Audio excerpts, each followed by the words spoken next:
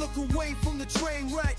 You can blame it on the tech, on the disrespect. Before they play, you better button check. Button check. What is up, Button Check family? Welcome back to yet again a beautiful day of checking these damn buttons. It is officially the last day of the month, and we posted every day this month. We actually did it. I said we was gonna go hard this month, and we actually did it. And not only that, we might finish it strong. I might actually do 2 today because we got so much news. Either way, chapters down below if you want to skip around. Sub button right there. So close. So very close to 70K. Appreciate the massive love. Without further ado, let us start this week with a full week of checking these buttons and finish this month strong. Let's go. All right, now into the first set of Fatal Fury City of the Wolves combo movie buttons that need to be checked. So the damn beta just wrapped up. We got mixed reviews. A lot of people were like so surprised because they're like, holy shit, how did SNK fix the netcode? A lot of people were worried because the last beta didn't go so good. It wasn't completely bad, but there was a lot of complaints. Namely, there was no training mode, and the matchmaking was pretty bad, right? Netcode. A lot of complaints, right? A lot of lag and whatnot. Now, a lot of reports were coming through. They're like, holy shit, how did they fix it so fast? It's playing like really good. Not only that, I think this is the best damn game ever. I'm getting like little reports of that. But just this morning, I started reading more reports where people were like, okay, pump the brakes. It still had some netcode issues. It is better, but we hope they could fix it by the time, by the time release comes. Also, matchmaking was lackluster. I kept playing the same people over and over again, even though there was way more people online. So we'll see. We'll see. It looks like, it's going forward. Looks like there is some progress, but remains to be seen how it's finally going to be released, at launch and how well it's received by the community. But for now, we have none other than HiFight. Link down below. Definitely check out his channel. He dropped this video just yesterday talking about Fatal Fury combo movie. I guess it got a bunch of combo compilations over the weekend. The video is only 3 minutes long, so we're gonna check out about 2 minutes. Definitely check out the link down below for the full action. Let's go.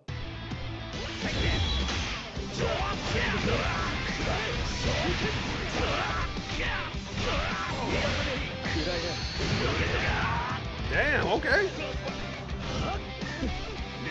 I like the transitions. I always like how they do that.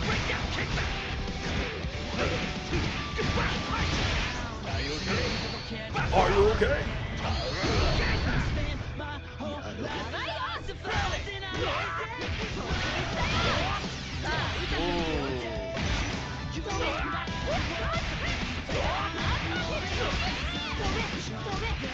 Damn, juggling that ass.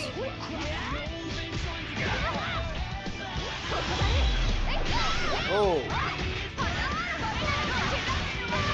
I like the nice design of this game, I really do. Street Fighter, they didn't do bad. But shit, she got so much swag.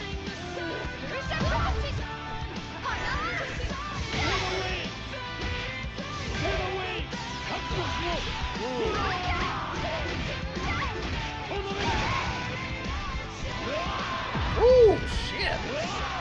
How the hell? That's just a regular throw?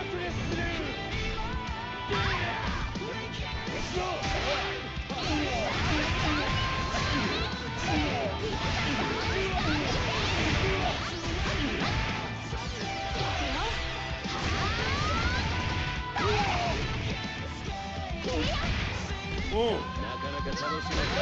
Oh, I saw that back dash.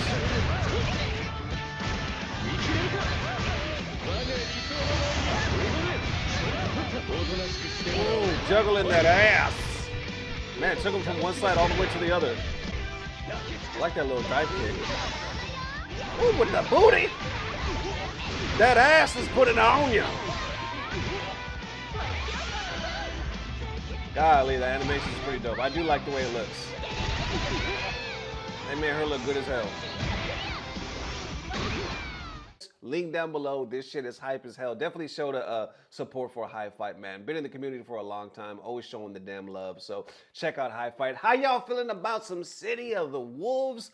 It's remained to be seen. Game is hype. I haven't really seen too many complaints that people say the game sucks or anything like that. If anything, I feel like people want to believe in this game. They want it to be hype. Now, as far as how as it performs online, that's where people were like, it's gonna make or break it at the end of the day. But how y'all feeling? Let me know. All right, next up, for them fighting games used to be fun and simple. Buttons that need to be checked. So this is a hot debate going on right now, just happening over the weekend. It's been going on for a little bit as well, but it's getting deep, and I think it's gonna continue throughout this week. But anyway, we're starting right here with somebody by the name of Spadez86. They say fighting games, they used to be fun and simple. Then FGC turned everything into TOD or touch of death combos and spend weeks learning combo strings and frame animations to be competitive. Every fighting game breeds this fandom, and you're considered trash if you don't play like you're in an Evo tourney. Others adding to this right here saying calling fighting games a fandom is exactly indicative of why lower skilled player fan base has this reputation they do. They want to wear their aesthetic of the genre, but don't enjoy that it's competitive at its core, and that the wider player base looks at it beyond mashing buttons. Damn, they said calling a fighting game a fandom is indicative of why the lower skilled player base has a reputation that they do. Continuing on right here saying the general complaint that hyper optimizing any game sucks the fun out of it isn't even false, but fighting games are meant to be hyper optimized within the realms of their system. You can't enter the genre and get mad somebody knows how to combo you while you have put zero effort in it. Underneath that saying fighting games are the only genre that got people saying this is so wild. Imagine people went and said shooters used to be fun and simple, and then shooters community turned everything into positioning, peeking corners, and one taps. Every shooter breeds this fandom. Damn, how y'all feeling about that one? Getting deeper right here. Others are like, I don't understand why every genre is afforded. Oh, before I read this tweet, let me say this. So there was another tweet posted a few days ago, right? And they were commenting on Riot as far as 2XKO. They were talking about how some motion inputs were taken out of the game, and they were kind of frustrated. We're like, this is kind of bullshit. Like, why do games keep getting simpler? I don't really understand the direction that fighting games are going in. The original post, before I read this one, was this one right here, saying Riot is truly an incredible company. I've never seen a dev so dedicated to making the game accessible by removing motion inputs that fighting game players have known for decades, while also adding so many grooves that any player trying to jump in will be immediately confused for months. Others respond to that right here saying, I don't understand how every genre is afforded the luxury of having stuff to learn, but fighting games get hit with, this is too hard for new players. There's 6 billion guides on how to play League of Legends, but when you ask players to spend 30 minutes figuring out motion inputs, it's too much. So this is where the two arguments kind of intertwine right here. So going deeper right here, somebody's like, friendly reminder, the FGC is a stomping ground for competition and community togetherness. We are under this banner and the mindset of wanting to grow as players and people. Want a tour of the landscape? By all means, take a look around. But put some respect on the FGC. And they're quote retweeting this saying, fandom does the FGC no justice. This community was the birthplace of esports. Competitive spirit has always existed. There are simple fighting games, sure, but the genre has always been created or centered around growth and discipline. Everybody knows this. Don't like it, play something else. Damn, how y'all feeling about that? If you don't like it, play something else. Others adding saying, I think there is a fandom to it. Gao Win quote is a good example of that, or what it would look like, but being upset that there is a competitive community is super whack. Nobody is trying to throw you into a trunk and dumping you into the Evo floor. Then even going deeper right here, Celeste adds to this saying, letting big FGC names lead actual fighting game dev teams remove stuff like motion inputs to appeal to people who don't even play the game while simultaneously over complicating button layouts reminds me of a tweet about Elon not understanding the reason why Twitter worked the way it did before him.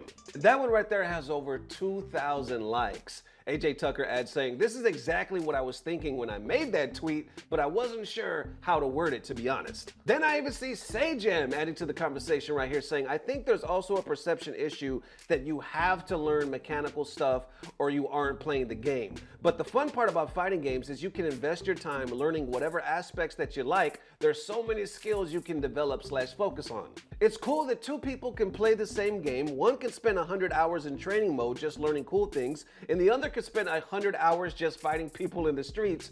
Both of them have a blast. But then from there, somebody actually responds to Sajam saying that he's wrong. Right here saying, you have it wrong. People usually play fighting games because they want to compete and do cool shit, like the movies or the UFC. But unfortunately, that takes practice. Some aren't willing to do it, but you can't tell them just to move and jab and enjoy it. Some might, but most won't. Sajam responds saying, not necessarily at all. There's plenty of people whose cool shit doesn't take much practice or who have no interest in competing. They respond one more time saying, I'm sure there is, but let's get rid of compete for a moment. Most just want to do cool stuff in fighting games. Imagine if Dunks in NBA 2K force you to do a specific motion with 6 buttons instead of 1 to do a really cool dunk. How popular do you think it would be? Others respond to that saying, imagine playing FPS and complaining that I gotta aim. Mikey D says, this example tilts me so hard, LOL. It's so disingenuous of what both genres do and why people play or don't.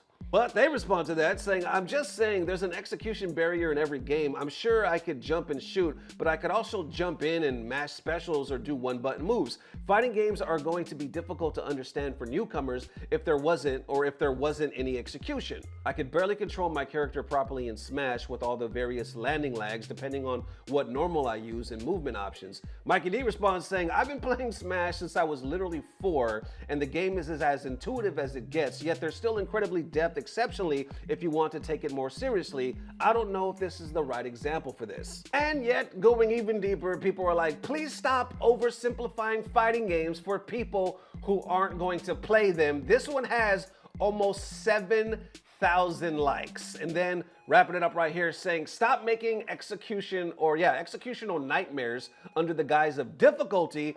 In half of these games, I feel like I'm fighting an input system more than other players. And there you have it, and how y'all feeling about them statements. For one, fighting games used to be fun and simple. For two, please stop oversimplifying fighting games for people who aren't going to play them. And then the last one right here, where was that at? Saying, stop making them executional nightmares under the guise of difficulty. In half of these games, I feel like I'm fighting the input system more than other players. And on that last comment, I forgot to mention this. He actually goes a little deeper. He says, people are gonna keep calling me ass when this just makes y'all's game feel terrible to play for whatever reason. Inputting 66 makes you feel superior. Fighting games are gonna remain feeling like they are a decade behind every other genre, but whatever. Majin Obama responds to that saying, thank you for reminding me that gatekeeping can be a good thing. And that tweet almost has 2,000 likes.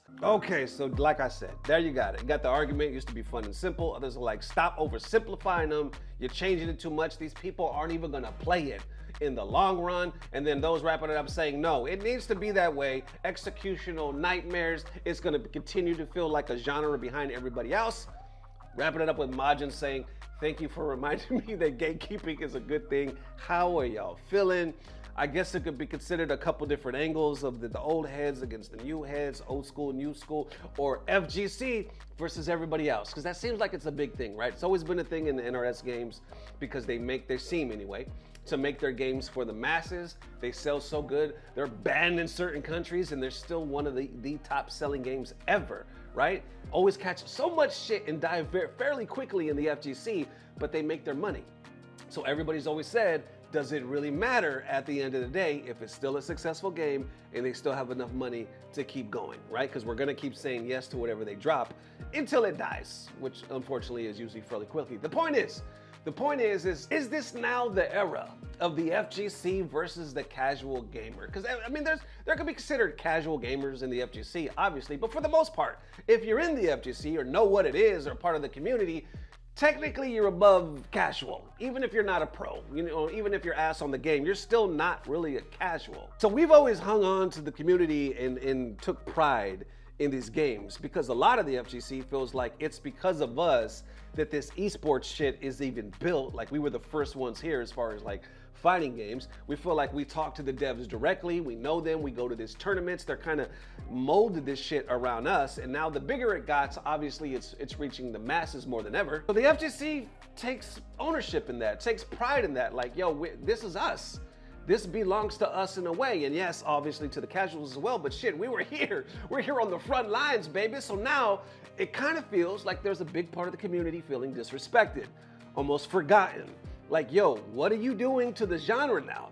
These people that you're catering to, yes, it's cool to do like certain modes, you know, modern controls or whatever variation you want to make, but if you completely just alter the game altogether for these people, right, that are not going to play the game or going to dump it really quick, then is it really worth it? Like, what are we doing? Like, what is really going to happen? There's huge changes, right, that happened in season 2 of Tekken. A lot of people look at that like wonky as hell. Like, what are y'all doing? Who are y'all catering to? Now, it does seem like if you watch the last couple of videos, the devs are listening because they even made an update to their update, right? And they're like, no, we're listening, right? So they're making more improvements, which the community receives really well. And I think, isn't the patch supposed to drop like this week, something like that? Like today? Sometime soon. Anyway, we'll keep you updated. But anyway, I say all that long story longer to like, we see the way fighting games have been going. But now with the surgence, I guess, of TODs and removing motion inputs, now it seems like people are getting even more worried. Like, okay, what are we doing? And the last question remains, and I'll end it on this, is when they say, why are you catering to people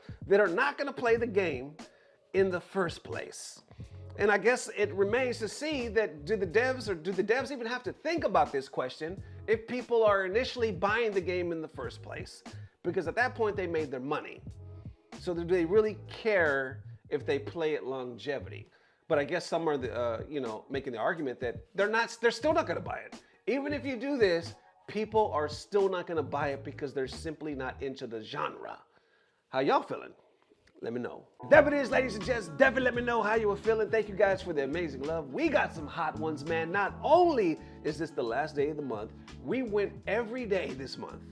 Every day we had buttons to check, and on top of that, we might drop 2 today. Since this one is posted so earlier, I want to end this damn month off on a bang. So look for another episode of Checking Those Buttons later tonight around 8 or 9 Central Time tonight. So thank you guys for the amazing love. This is my birthday week.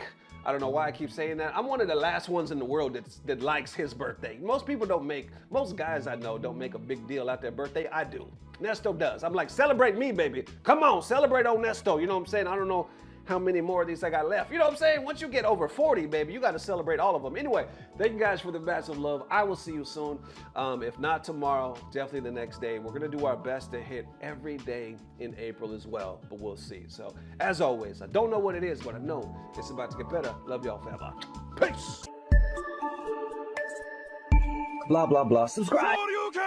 All right. This is our time, boys.